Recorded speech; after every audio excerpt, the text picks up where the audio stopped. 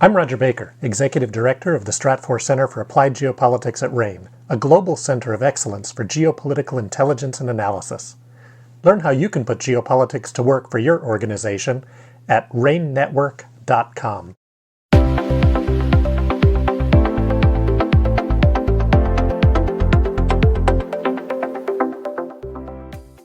Welcome to the RANE podcast series from RANE Network.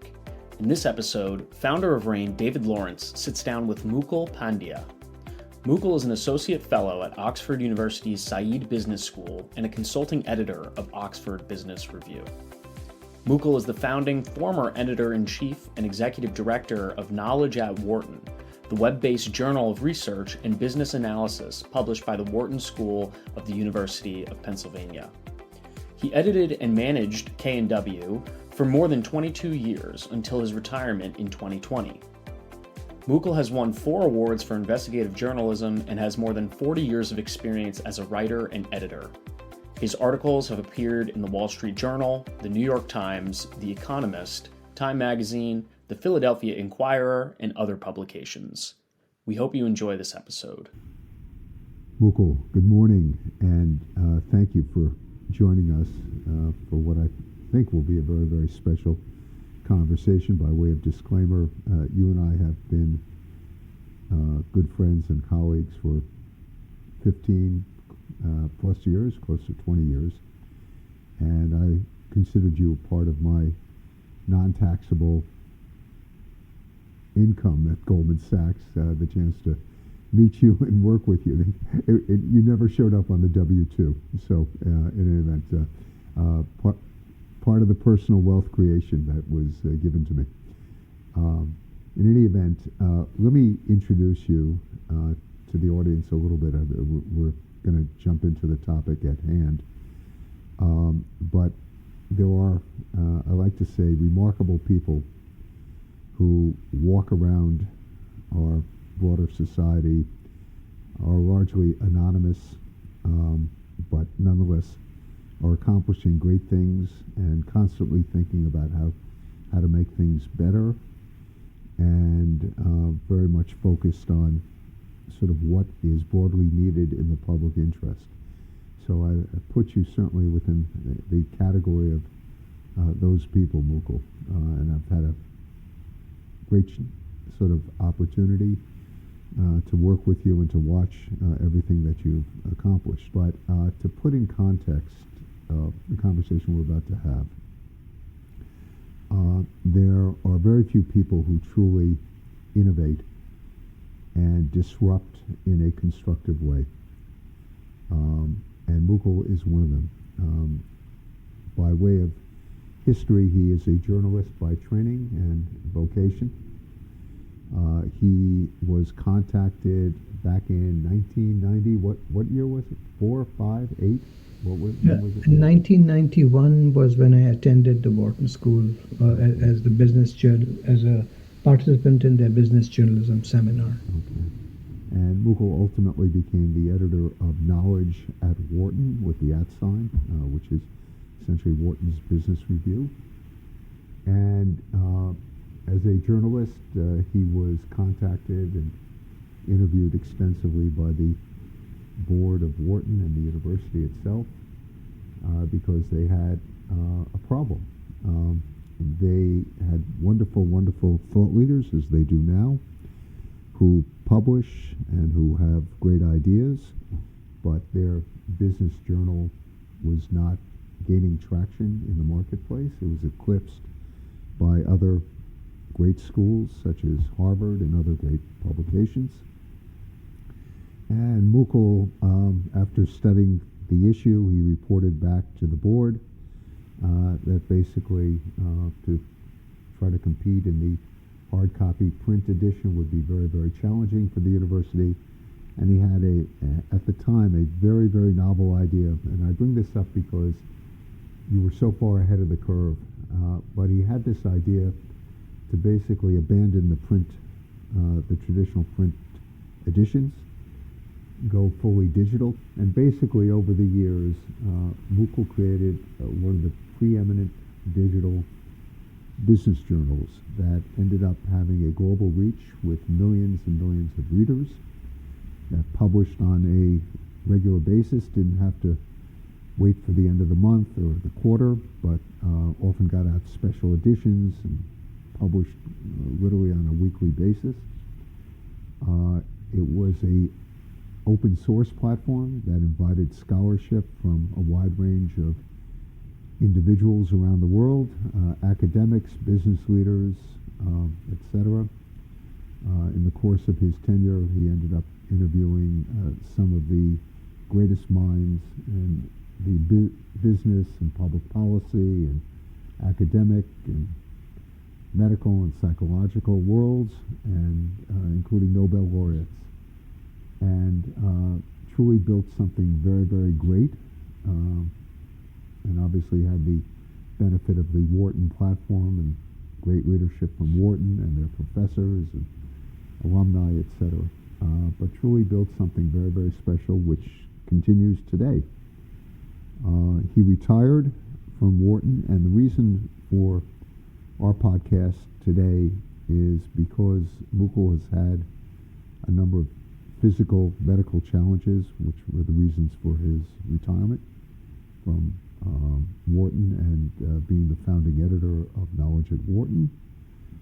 And he has been on an unusual journey, which I think has broad implications and broad thematic messages for how we think about people and human capital and technology and what can be accomplished. And Mukul, I'm going to now stop talking and let you take the audience through your journey, and we will be posting a terrific article that you authored that has gained global recognition, entitled, if I remember it correctly, How Artificial Intelligence Helped Me Learn to Write Again, and the incredible medical, physical challenges that you have endured, but how you have basically leveraged technology and AI to continue to write, continue to lead, and continue your mission in the public interest. And I should say that you're presently an associate fellow at Oxford University's, is it pronounced Said or Said Business School? Said, the Said Business. Yes, I thought so. And you work with a variety of not-for-profits that are focused on what I'll refer to as the physical challenges that come from such serious issues as strokes. So let me turn it over to you and to familiarize the audience with what you have been going through and what you have been doing, because I think basically it redefines how we should be thinking about technology, AI, and the so-called disabilities and challenges that people are facing, whether due to medical conditions, old age, etc. Thank you, David. That was a very, very generous introduction, and I wish my mom were alive to listen to it. As it's often said, if my dad had been around, he would have been proud, and my mom would have been, if she were around, she would have believed it. But thank you. It was really great to be at the Wharton School just as the dot-com boom was beginning. And I had first gone to the school in 1991 for the Seminar for Business Journalists that they have been running for more than 50 years. And I had kept in touch with the school. It was my first educational experience in the US, and I was really blown away by the caliber of the faculty. I was doing a fair amount of freelance writing at that time for the New York Times, The Economist, and other publications. And because I had been so impressed with the Wharton faculty, I would call them regularly to interview them for those stories. And in a few years later, they reached out to me and asked if I would like to join the school to help them build a publication. Now, at that time, everyone was thinking very much about print publications, as you correctly mentioned. The web was seen as something very niche and for techies only, and it was sort of assumed that this would not be of any interest to a mainstream business audience. But my feeling was that, there were already very successful print journals that had been around for 7 or 8 decades, like the Harvard Business Review or the MIT Sloan Management Review. And they were already pretty dominant incumbents in their own space. So if Wharton were to come along, 8 decades later and say, we are such an innovative school that it just took us this long to figure out we need a journal too, that would not be a very credible argument. The lesson I learned was, if you are going to be late, at least do something original and different, so that people don't think you're trying to catch up too late, but that you're the first at something new. And luckily, the .com boom was booming, and I was fortunate to be able to propose to the school that we should forget about print and do an online-only journal. And after a certain amount of debate and discussion, I was lucky that they said yes, and they gave me time, they gave me trust, and they helped me to build a team. And with that, I was able to work for more than 20 years as the building knowledge at Wharton into a global, free global business journal, whose mission was to share knowledge from Wharton and other sources with anyone who wanted to learn. You correctly said that because of my health challenges, I had to step down at the end of 2020 from my role at Knowledge at Wharton. But I stayed on for 1 more year as an associate fellow, or as a senior fellow with the Research Centers for Artificial Intelligence and Analytics. So I stayed on for 1 more year in those 2 areas, and that was a very joyful time as well. When I retired in 2021, 3 months after my retirement, I had a stroke, and I lost the use of the left side of my body.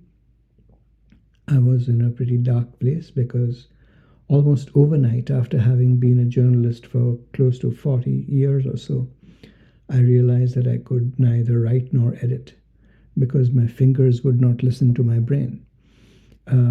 And it was a tremendous crisis of identity, which actually all stroke survivors go through when they realize that things that they were able to do all their life, suddenly they are no longer able to do them almost overnight.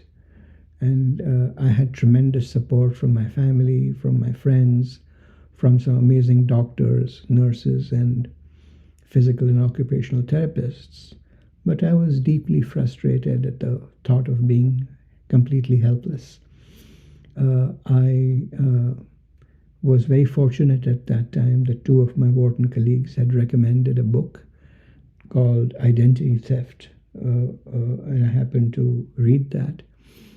Identity Theft was written by Stanford professor Deborah Meyerson and her son, Danny Zuckerman, who, because Deborah had a stroke when she was in her 50s, 2 strokes. And her whole book was about how you can rediscover your identity after stroke. And one of the most valuable lessons I learned from reading her work was that you need to recalibrate in your mind what recovery means.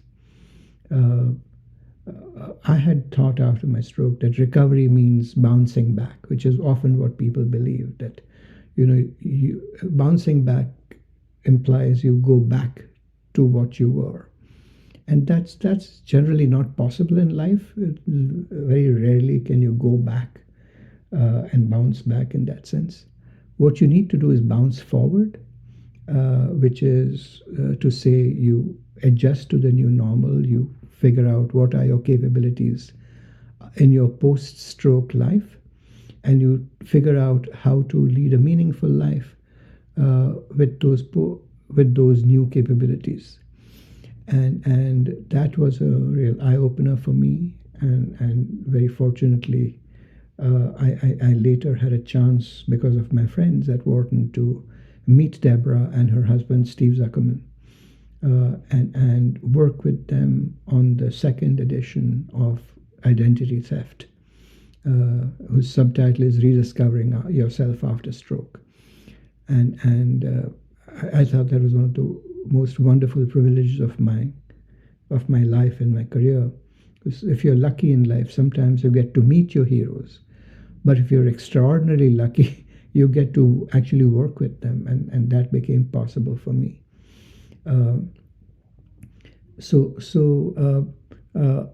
Thanks to that lesson that I learned from Deborah and her husband, who also started an organization called Stroke Onward, with which I have been associated for the past several months, I was able to start looking at some AI tools. And I suspect that is because I had been working on AI before my stroke. That the 1 year before my stroke, I had been looking at AI.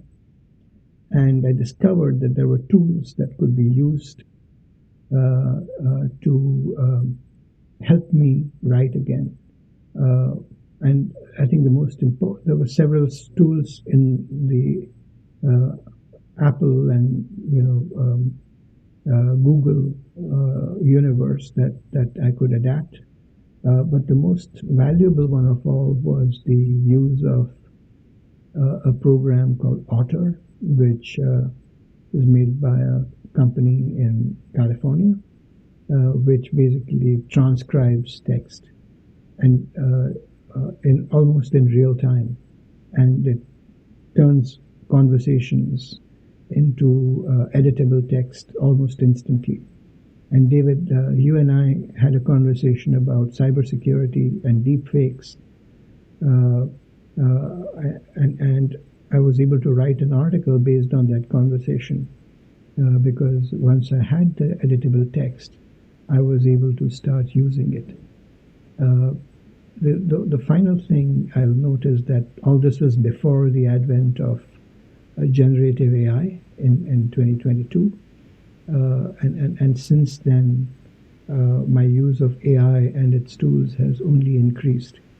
This has been a way for me to overcome the loss of identity that had been the cause of such great depression for me, and reclaim my professional identity.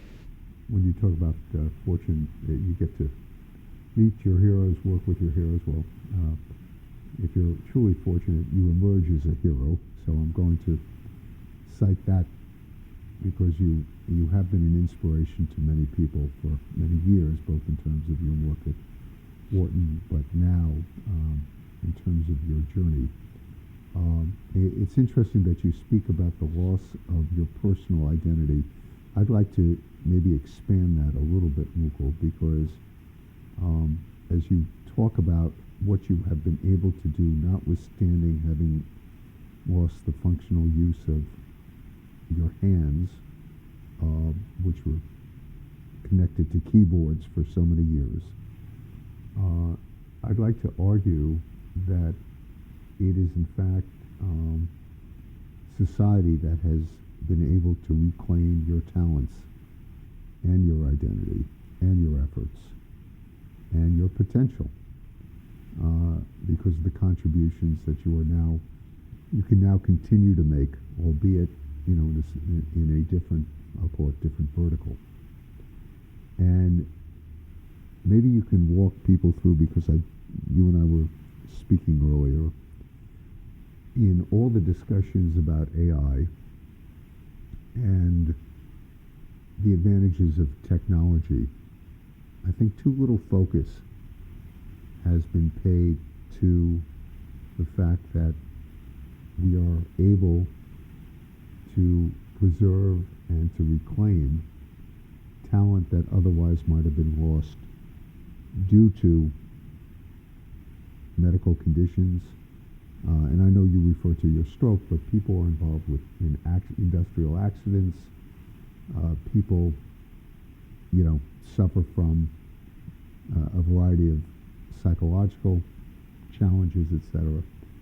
And what you have become a spokesperson for is the notion of alternative routes for channeling contributions, talents, and capabilities. And maybe you can take us through, this particular, I think you used the term about continuing your journey or your AI journey. I think it would be very helpful for people to hear what you've been doing and how you've been doing it. Sure.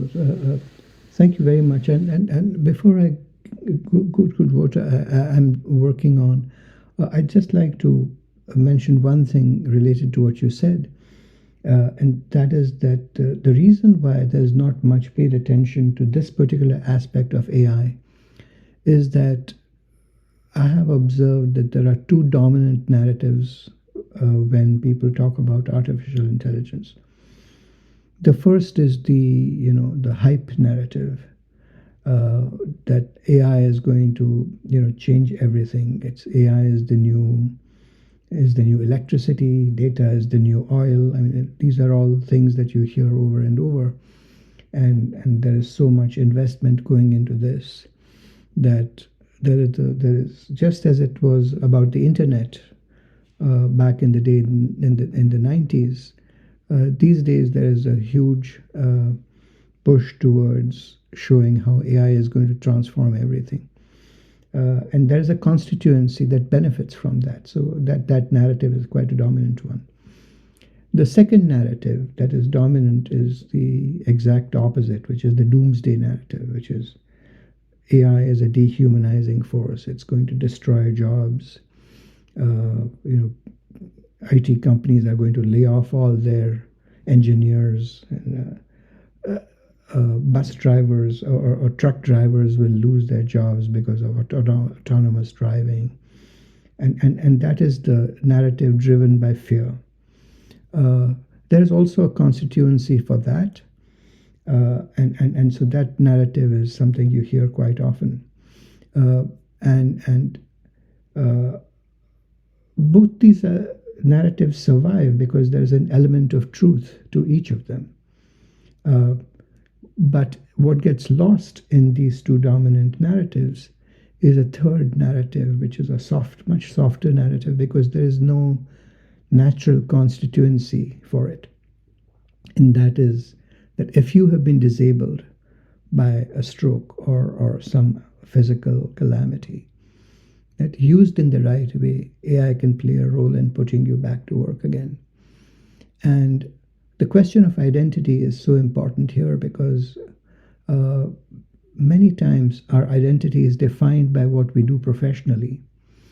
And that's who we think we are. And if you're no longer able to do that, then there's a loss of self, a sense of self, which can be deeply depressing. In fact, to be completely candid, there was a time when, though I did not become actively suicidal, I did reach out to a friend to get some information about an organization in Switzerland that helps you to sort of pass from this life through a legal and painless process in euthanasia. I had reached that kind of a mental stage. But once I started using AI and I found that I could continue to do my professional work and also help others through the use of these AI tools, including most recently generative AI, that I was able to bring meaning back to my life and reclaim my identity. And this is something that is possible for everyone. This was the reason that I wrote my essay on how I learned to write again.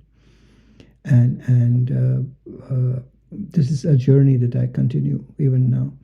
You asked what I do. I'm working on these days. I'd like to say that with the advent of generative AI in 2022, which was about 2 or 3 months after I wrote my essay, my use of AI has multiplied even further. I now can use AI to do research very quickly.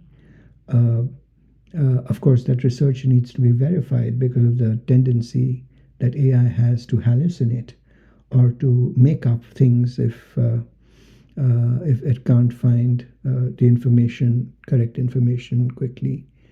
The way I often think about it is that almost all the tasks that we do, if they are truly innovative, are generally a combination of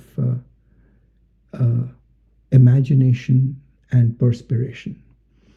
And the closer a task is to the imagination end of the spectrum, or the inspiration end of the spectrum, the more we should keep it in our own hands. And the more it is close to the perspiration end of the spectrum, the more you can find AI agents or AI tools to whom you can delegate it and get that work done very, very quickly. Yes, it does. And since we have spoken about some of the limits of AI hallucination, I don't want to go down that rabbit hole, but I will note that you shared with me that AI had reported that you had already passed away, which was caused a certain amount of amusement as you read your own obituary. But in any event, so hopefully that has been corrected. But I think it would be helpful on a number of levels. And as a reminder, the issue of technology assisting people who have either been born with certain diseases, possibly had strokes, possibly have been in declining states of health is not a new issue. And with the American Disability Act, there is a requirement of reasonable accommodations that employers, government agencies, academic institutions have to provide to deal with people who have recognized disabilities. And what is interesting to me, Mukul, is that the bandwidth of what is a reasonable accommodation continues to change. It continues to get wider and wider, and the importance for employers, private, public sector, to understand what is available to help people. And I don't want this to be viewed as altruism. I forget who talked about all great altruistic activity starts with self-interest. But this is about not losing the talent and the contributions.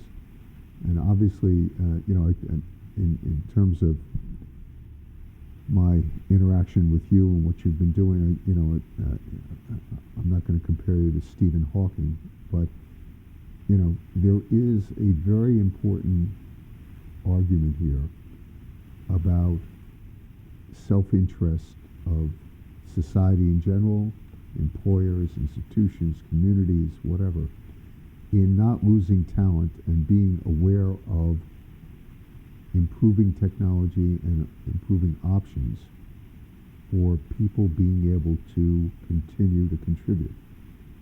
And that to me is part of the message that you've been carrying. You're absolutely right, because if you look at the US alone, 800,000 people get a stroke every year. And I'm just talking of stroke now, not of other things that end up causing disability. And if you look worldwide, the World Health Organization estimates that the number is close to 15 million people a year who are affected by stroke. So figuring out a solution to this and the use of AI and technology, not as a dehumanizing process, but as a humanizing one, seems to me to be the right way to think about it. Because if we use AI in the right way, it can actually help restore our humanity and bring us closer to one another, and not, in the destructive way in which people fear that it will be used. Let's maybe take people through some of the things that you have been able to do. And I don't even want to use the word limitations, notwithstanding having had a stroke. So you've referenced the ability to turn spoken words into editable text messages. I think early on in your wonderful article, you talked about the ability of AI to almost complete a thought that you had. Would fill in the messages. It's allowed you to communicate with friends from all around the world, to take what you have written and get it up online without, encountering physical challenges. We have spoken about the ability to take something that you have written and actually turn it into a podcast. And with a artificial voice that sounds very realistic. It's interesting, I'll just digress for 1 second. The New York Times, which has built an incredible platform for stories and storytelling, much of, at least a number of what I have listened to, very clearly says that the audio version has been created with an artificial voice, and it sounds great, at least to my ear. So maybe you can tell us again what else you're using and what you're experimenting with. And again, I want the theme of this being that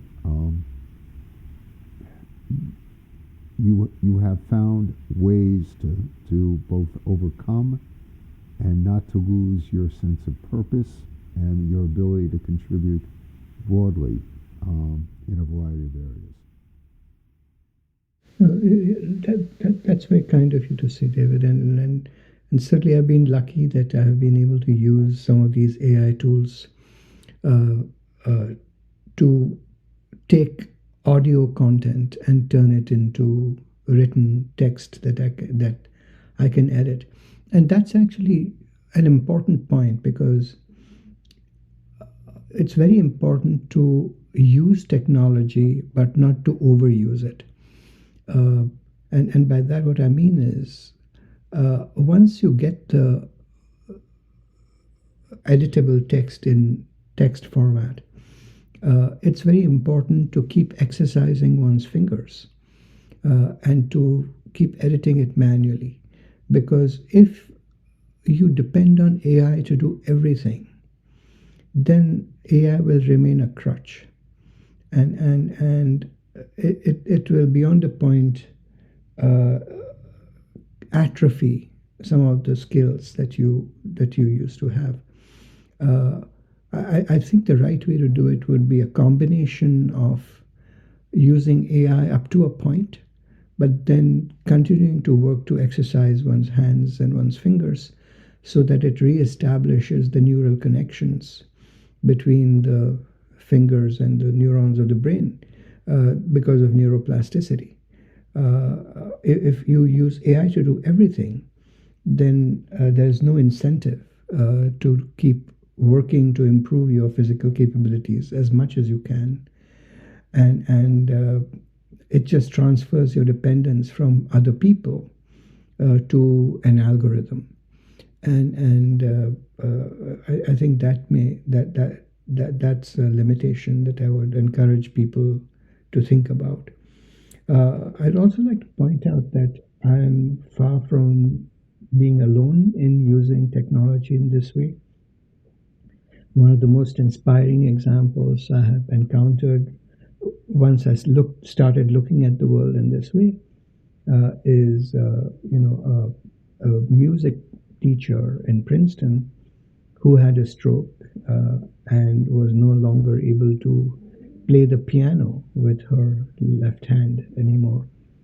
But she comes from a family of very heroic um, Holocaust survivors who, and she is the kind of person who does not give up.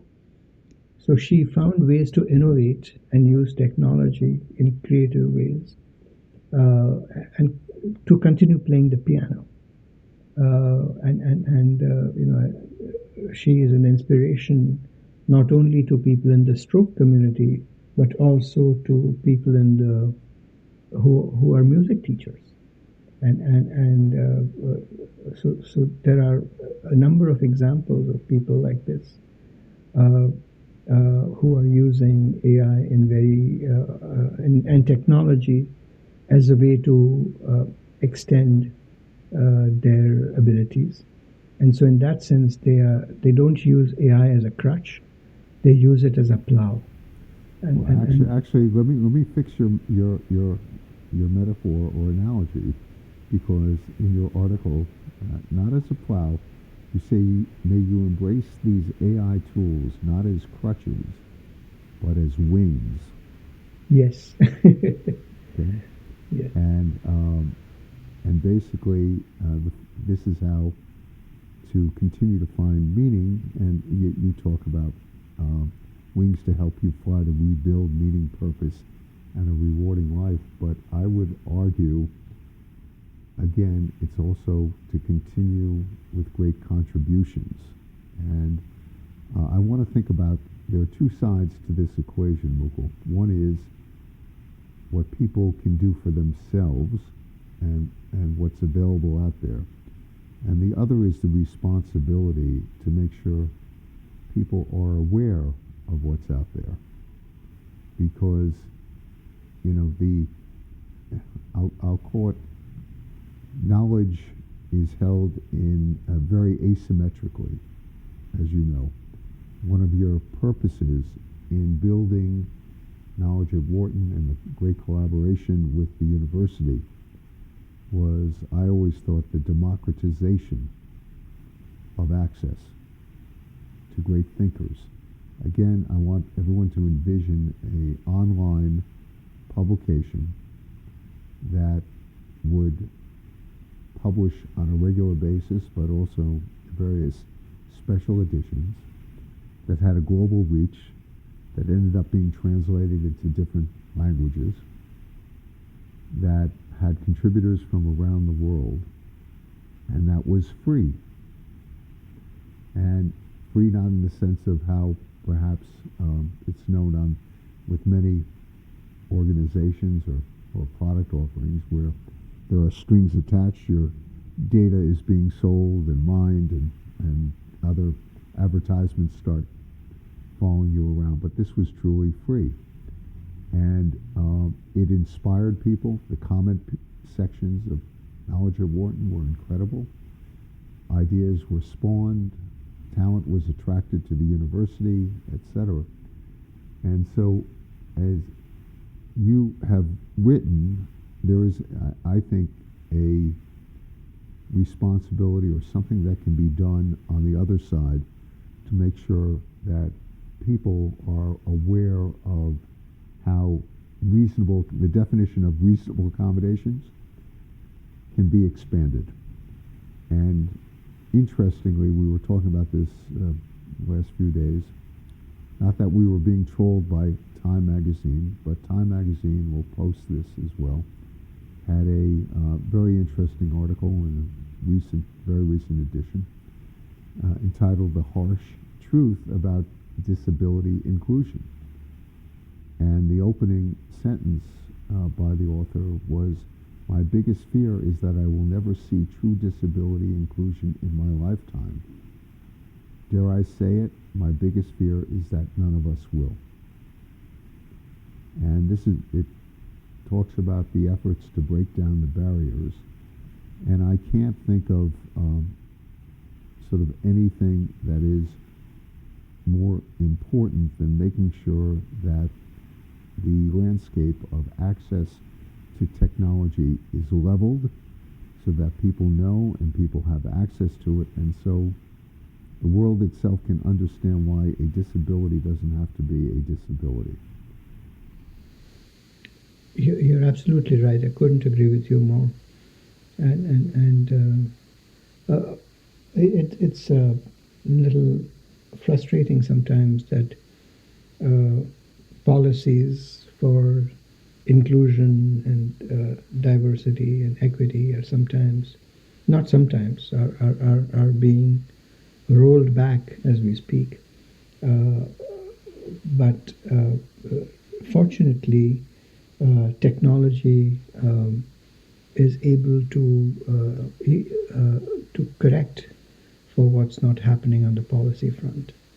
And there are a number of innovative organizations in different parts of the world that are working on tools that would help create access for people who need it. And new tools are being developed all the time. So I think the mindset with which I would encourage people, especially those who have been disabled and their families, either by stroke or by something else, is to keep scanning the horizon and to see what is being done, because there are all sorts of things that are possible now that were not possible even years ago. If I could give a small example, just as I mentioned, my friend who is the music teacher, there's another example of this well-known singer of country music. I think his name is Randy Travis, who was also disabled by a stroke after a very successful career singing country music. He was one of the movers and shakers in Nashville.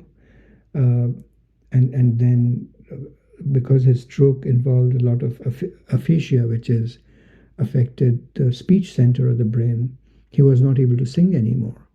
So it's exactly the same situation that I described earlier, where if you've been a successful singer all your life and that is your identity and you can no longer sing, what does that do to your sense of self? So it's very similar to what I felt in my writing career, but he faced it with his singing. And more recently, I have heard and read stories like this have been published, that AI algorithms were used to train programs on his old songs, and he just released a new song in his own voice thanks to AI, which I think is a remarkable way of using technology to once again restore his sense of being able to do what he could do. Well, not just restoring his sense of self, but there is a loss that is felt by his fans. Exactly. And his fellow musicians. And so because he happened to inspire many artists and musicians, but so that is not lost.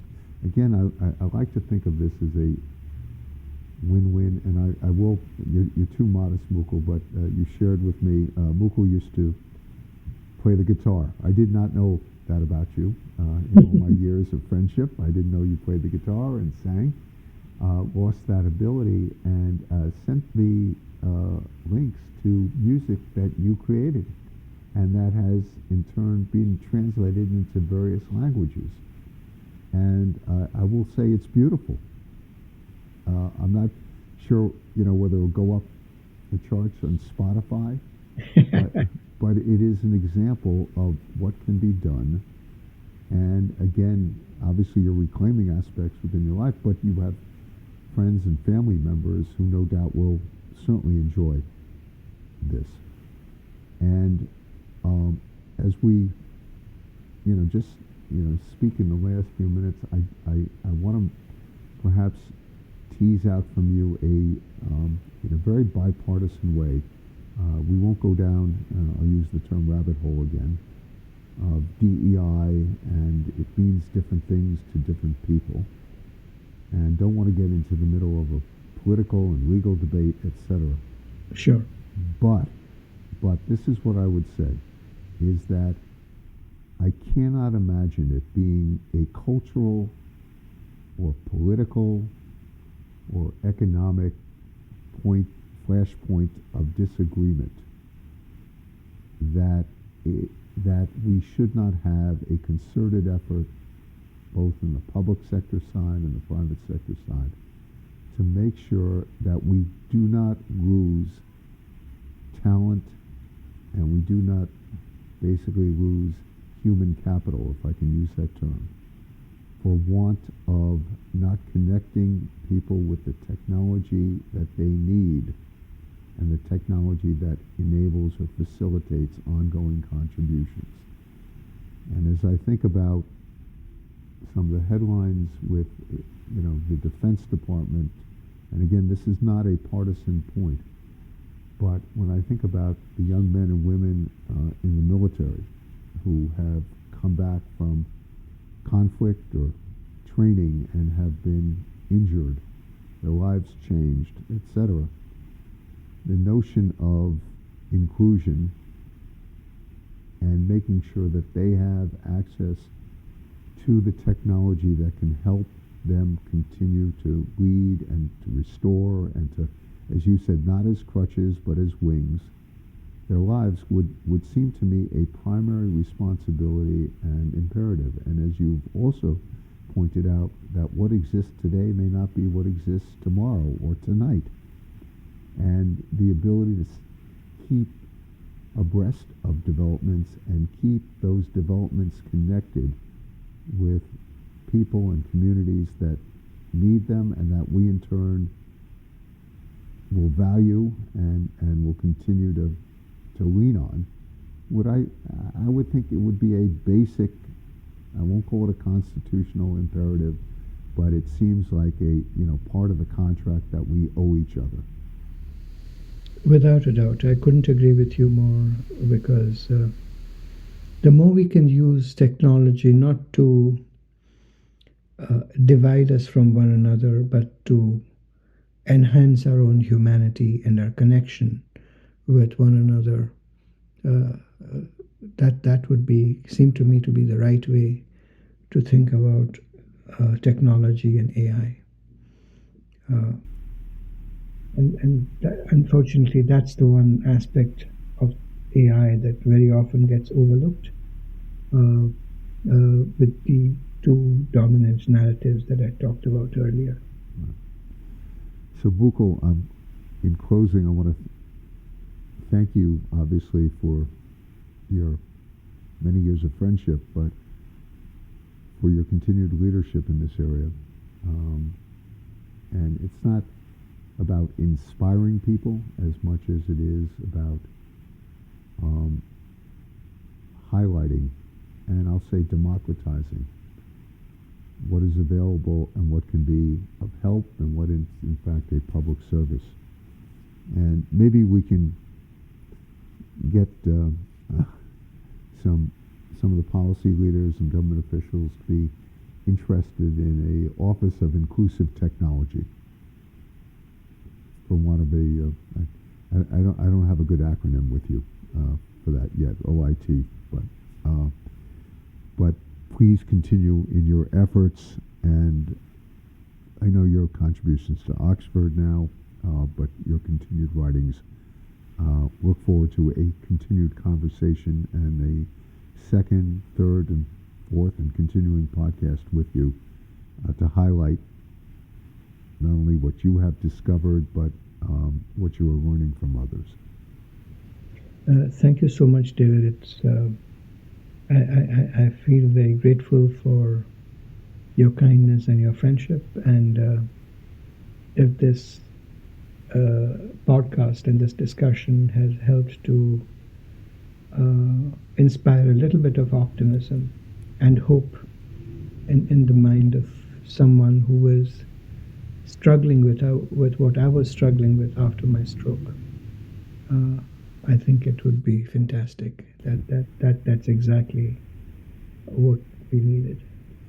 We will append your beautiful article and the Time magazine article that just ran, and maybe a few other pieces. And how about a link to your music, Mukul? Okay, for sure. No, that was fun. Because, okay, good. Okay. In any event, thanks again, Mukul, and to be continued. Thank you for having me.